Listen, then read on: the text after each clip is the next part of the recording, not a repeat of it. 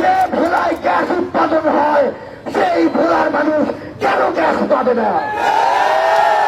সেই ভোলা থেকে আমার স্পিড বোর্ডে হোক, লঞ্চে হোক, ফেরিতে হোক, একজন রোগী বরিশাল মেডিকেলে যেতে যেতে মারা যায়, সেই ভোলায় কেন মেডিকেল কলেজ হবে না?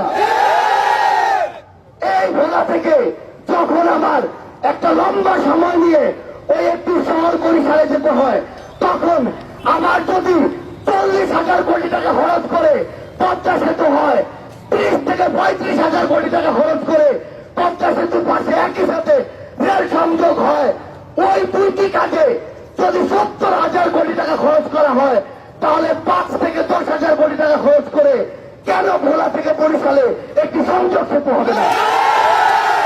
আমরা স্পষ্ট করে একাত্মতা ঘোষণা করছি আজকের এই মঞ্চ থেকে, এই সংযোগ যে সেতু সেটি বরিশালের একটি মেডিকেল কলেজ বরিশাল থেকে ভোলায় নিয়ে আসতে হবে এবং যেটি ভোলার মানুষকে নিরবিচ্ছিন্ন সহযোগিতা করবে।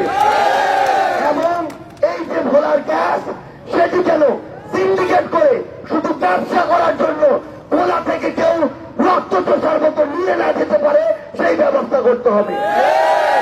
আমার এই ভোলার সহযোদ্ধারা আমাদেরকে বলেছে, যারা আমার এই জসিম ভাই সহ আমার অসংখ্য ভাইকে রক্তাক্ত করেছে তাদেরকে বিচারের আওতায় নিয়ে আসতে হবে। ওই সময় যে এসপি এবং তার সাথে যে অফিসার কনস্টেবলরা আমার ভাইদের উপরে নির্বিচারে গুলি চালিয়েছে তাদের শাস্তি যেন শুধুমাত্র বদলি না হয়।